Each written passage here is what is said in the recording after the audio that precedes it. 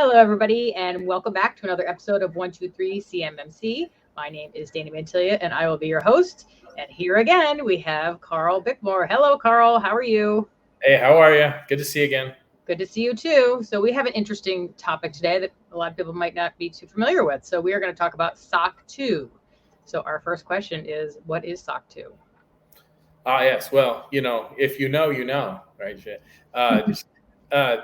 SOC 2 is an auditing standard, systems and organizational controls, I think is what the SOC stands for. And there's different versions of it. SOC 2 Type 1 and a Type 2, for instance, are different audits that any organization can go through. And it's about looking at your information security policies and ensuring that they're being followed and that you have evidence that they're being audited. And so this is a independent third-party audit. It's oftentimes done by accounting firms with an audit specialty or just auditing organizations that have, become accredited to offer this certification. And the biggest difference between the SOC 2 Type 1 and the SOC 2 Type 2 is that the Type 1 is kind of a snapshot of a point in time on like a single day, whereas a Type 2 is over a period of time, so it has a lot more rigor to it. And so it's a lot less effort to do an evidence gathering section for like just a specific point in time. Like for instance, our auditing period is typically annual, and it's they'll look at anything from January through November when we're typically conducting the audit. Sometime between October and November annually is when we do it. And so it was developed by the American Institute of Certified Public Accountants. You'll see a little seal on a SOC report that says AICPA, and that's the organization. And really, any organization that stores customer data or has access to management of an IT could benefit from a SOC 2 Type 2 audit. And so it's a third-party auditing standard. And to be perfectly frank, one that we've been doing in our organizations every year since 2014, but we don't see a lot of other folks that are spending the time and effort and money to get this audit done in our peer group. And so it's something I feel like is kind of unique and something that anybody should understand, and really any organization can get involved in to prove that they're following their policies and procedures and that they operate with a certain degree of cybersecurity and information security. And yet there's another question that someone could ask their MSP, because that's, people don't really know what to ask the MSP if they know what they're talking about. So that's a good one. And especially if you're saying that you have it and a lot don't. Well, the reality of it is, Dana, is I talk to companies all the time, and they'll say, like, well, hey, why are you guys different than others? And I say, well, we'll all come in and tell you that we're good at security. Everybody has learned to say that now. But we're not the only ones that do this, but we're one of the few that actually pay a third-party independent that operates within a standards-based organization, very similar to the conversations we're having around CMMC, but that would apply to our organization. And so we have this auditor come and they do a deep dive. They ask for all sorts of evidence. They do all sorts of inspection. They visit our multiple locations and they validate and verify we do what our policies say we're going to do, and then provide a report that we can provide out to potential customers. So it's it is a good question. So if I come and say, hey, we're doing okay with information security, it's area of focus, I have a third-party audit to back that up rather than just, my devilishly good looks. That's like a certified financial statement and a non-certified financial statement. So yeah, exactly. Like one you could just, whip out of QuickBooks, no problem. Another one's been accountant reviewed and they put their professional name behind it. Mm-hmm. That's exactly right. All right, perfect. Okay, so what is the difference between SOC 2 Type 2 and ISO 27001? Well, in this conversation, that kind of could seem like an odd question if you're not familiar, but ISO is, an international standards organization, and that applies, obviously internationally. And they have several published standards for manufacturing and for cybersecurity and for all sorts of things. And the 27001 standard is specific to cybersecurity. And there's actually a significant amount of overlap between the things that you might inspect or be caring about between a SOC 2 Type 2 and a ISO 27001.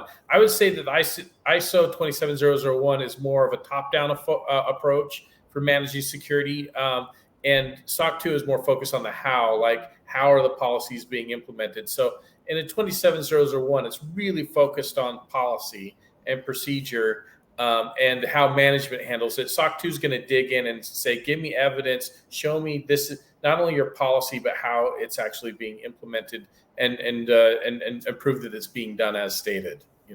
So it sounds like there's a little bit more detail required for the SOC 2. Yeah. Both are great standards, to be honest. I mean, either one. Anytime a company's paying a third party to come in and to audit them against either of these standards, they're both great. I feel like from our perspective, we feel the SOC 2 Type 2 has fit us better. And it's a voluntary thing. Any of this is voluntary. There's no requirement to be an IT company. There's no requirement to be a managed service provider or managed security service. You can just start selling services. And so this is just something that we've sought to help keep us honest.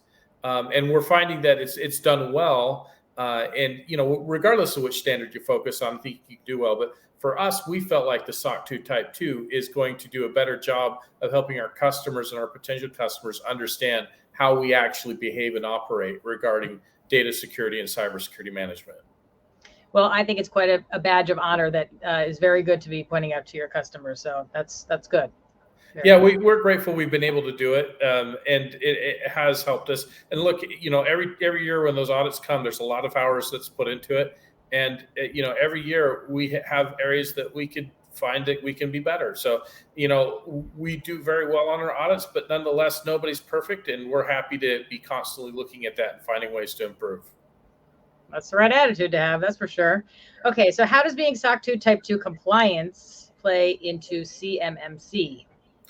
Well, the two are not directly related at all, but I will tell you this: as an organization that has several years under our belt of having a third-party audit come in and review our information security policies and procedures and validate that we're actually doing it and provide evidence, the mechanisms are very similar, and the overlap of the controls is actually very close. And so I would say that organizations that have a SOC 2 Type 2, if they're now becoming CMMC focused organizations like a registered provider organization, RPO like Snaptech IT is, it's kind of nice because it feels pretty familiar to us. The list of controls are very similar to the list of controls we have in our policies already that are getting validated by our SOC 2. And so for us, it's not a big leap at all. We feel very prepared for a CMMC audit when the time comes for us to become audited, which of course will help us be able to go to our customers who need to reach a CMMC level and their audit to know that their IT provider is also being regularly third-party audited with accredited people and well prepared for a CMMC audit when the time comes for that. And so, look, it just means that we're well versed in the process. It's a very similar style. A lot of the controls are overlapped.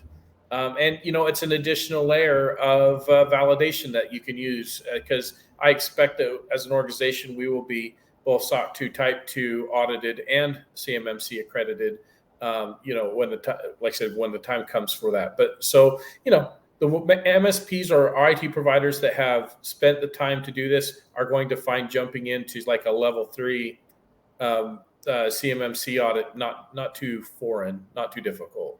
I mean, there's a lot of work, but it's not going to be a lot of extra work from what they're already doing.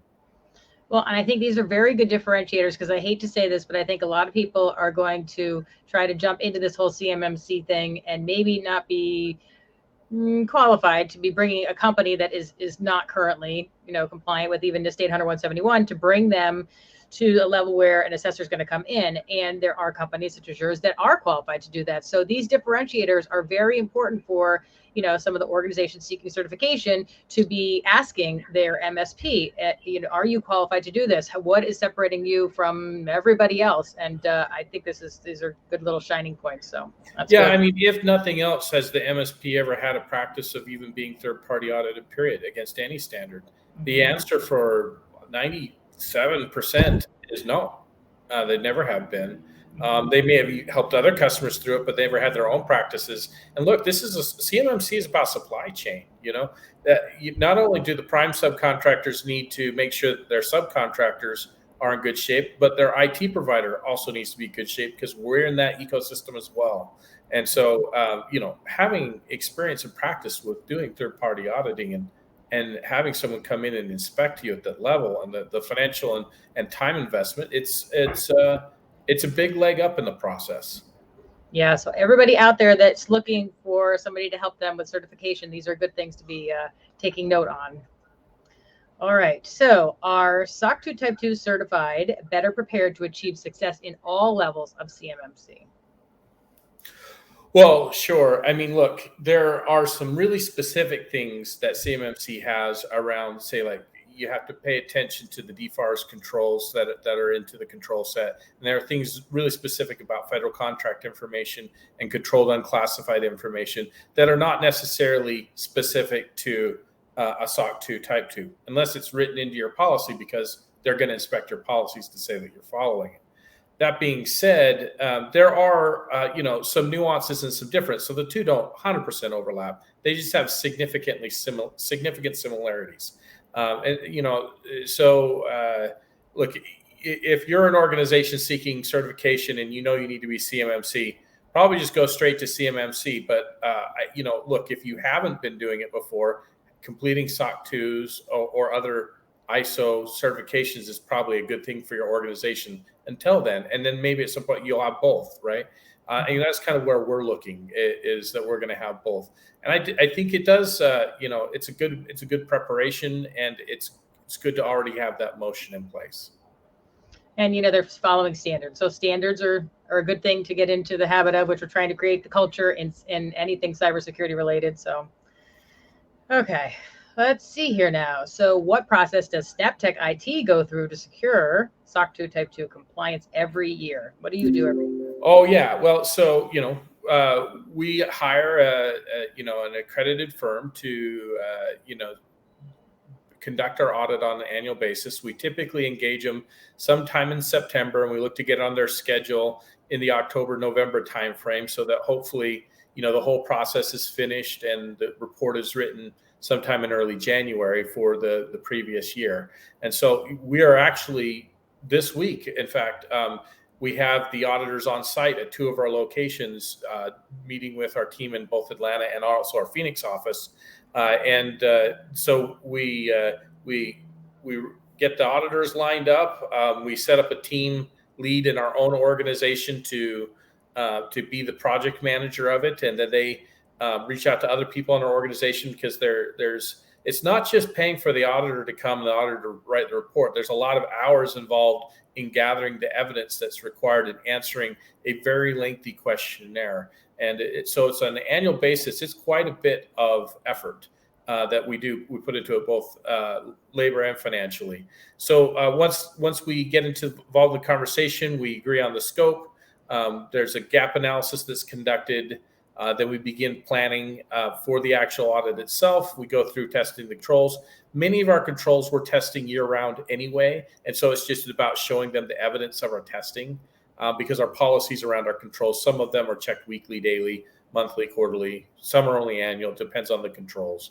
And then once testing is complete, the auditor will issue an opinion based on the description and based on the evidence that they have been provided and based on their on-site visits. And so I think, the very first time you do it, it takes a lot more time. I would say probably 200 man hours, as you say, to conduct a SOC audit. And I would say it's about half that every year after that, if you don't have gaps and you just kind of keep going through the process. And so we put something in that area of time into it on an annual basis. And then the cost of the auditors, goes anywhere from $30,000 to $100,000. And on the renewals, once again, the first one's going to cost you more because you're establishing a relationship. It's the first time you're answering the questions. They oftentimes have tools that can make it easier on the repeat or the following years. And so we found that, it's not as expensive after the first one as we've continued to maintain it. But you could probably, if you're a small MSP and you're looking to do it, I would budget 30 grand for it in cost to the auditor, and then 100 to 200 hours depending on where you're at in your own journey. Okay, and that makes sense too. That it's going to take longer the first time, right? It's like anything. The first time you're setting something up. Well, you're going to have policies and things that you didn't think about that are going to be pointed out, that are going to be, and there's going to be process that has to be created. I mean, the first time you don't know what you don't know, and then it becomes more obvious as you go, and you're more prepared, and you can answer things quicker, and you can have better answers as you go each year. Good stuff here. Okay, so I think we just talked about this. What does it typically cost? You just said around $30,000 to be for small. Yeah, for a small MSP, they can easily be $100,000 for the audit too. Depends on your organization and how much information, how many places they have to go, and all that. So, all right. Okay, so what should subcontractors? This is one thing we don't usually talk about. Subcontractors keep in mind about SOC 2 Type 2 certification and CMMC audits. Well, I think, if you're thinking about how to get yourself CMMC ready, we've talked a lot in the past about the value of working with a registered provider organization, which is critical. I would say another great question to be asking of anybody you're potentially looking to have help you with IT in general, or IT as it relates to CMMC readiness, is, are they a third-party audited organization? And a very common one for an IT provider to be obtained is the SOC 2 Type 2. And so it should be a filter that you use when you are looking for somebody to help you with that process. It just demonstrates the level of expertise, and you have a third-party opinion based on their claims. And that's just a better way to proceed from a due diligence standpoint. And so being an RPO and SOC 2 Type 2, you can have a degree of confidence that they've been checked, verified, vetted, understand, and that they have also, the claims they make around security and their own preparedness have been verified. Yeah, because you have your background check, so you're going to find any dirt there also, and then third party coming in, that's their opinion that they're saying of what you're doing. So it's another box to check off. So that's everybody good. Makes claims. How many can back it up with objective third party data, right? Yeah, very good point. Well, this was really good information because I think a lot of people have questions about this stuff, and you did an excellent job explaining it to us in terms we could all understand. So thank you very much for that, Karl. Yeah, no problem. Glad to talk. Yes, sounds great. Anything else you want to throw out there before we go? No, well, if you do have questions, we actually have a section on our website for it, snaptechit.com/resources, where we talk about CMMC and SOC 2. So you can go there for more information if you're interested. Perfect. Thank you very, very much. Well, thank you, Karl, and thank you everybody for watching and listening. And we appreciate your time, and hopefully this was helpful. And we hope to see you on the next episode. Take care.